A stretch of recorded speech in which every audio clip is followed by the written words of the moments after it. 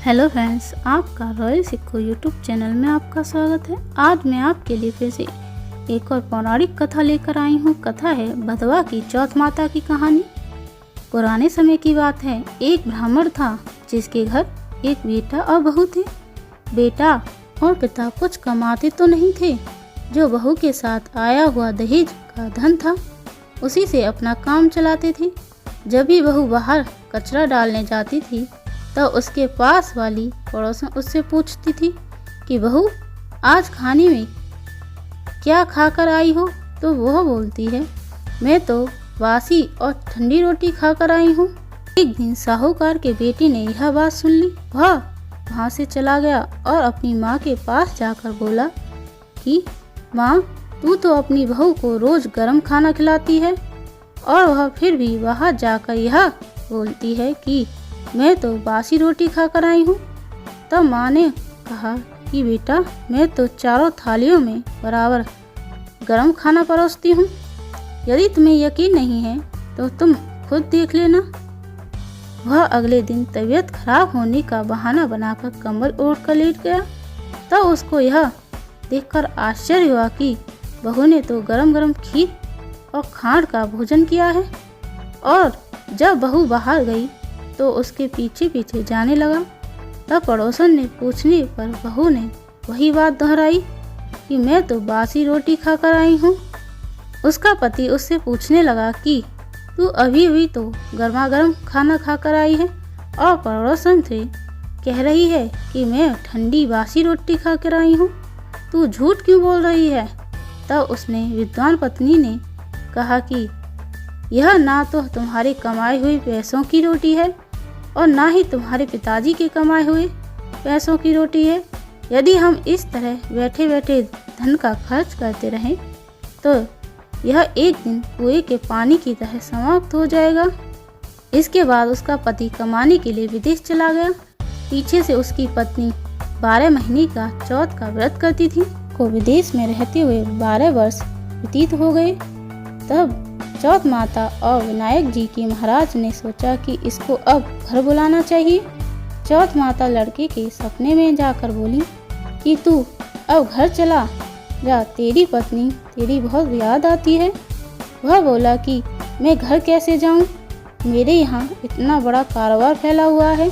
चौथ माता ने कहा कि तू सुबह एक दीपक जलाकर चौथ माता का नाम लेकर बैठ जाना।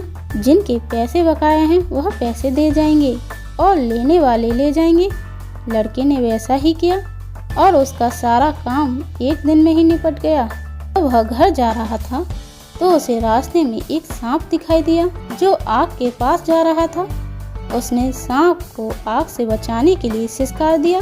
ऐसा करने से नागराज क्रोधित हो उठे और कहा कि पापी, मैं तो इस नाग योनि से मुक्ति के लिए जा रहा था और तूने मुझे सिसकार दिया।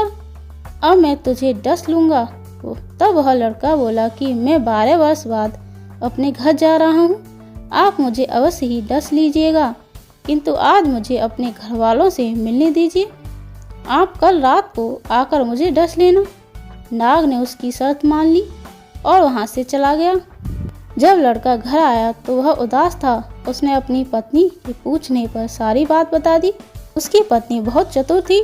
उसकी पत्नी ने एक सीढ़ी पर दूध का कटोरा रख दिया, दूसरी सीढ़ी पर बालू रेत बिछा दी, तीसरे पर फूल माला बिखेर दिए, चौथी पर इत्र छिड़का दिया, पांचवी मिठाई रख दी, छठी सीढ़ी पर जौ और सातवीं में रोटी रख दिया।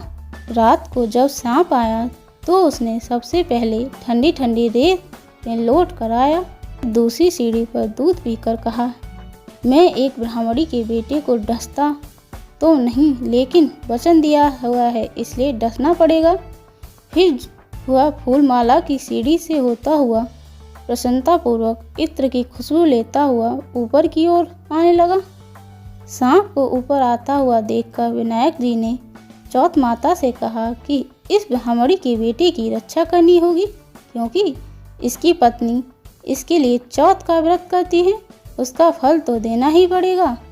तब विनायक जी ने सीढ़ी पर रखे हुए आँखों की सुई बनाई और चौथ माता ने रोटी की ढाल बनाई और सांप के आग पे आग लगा दी।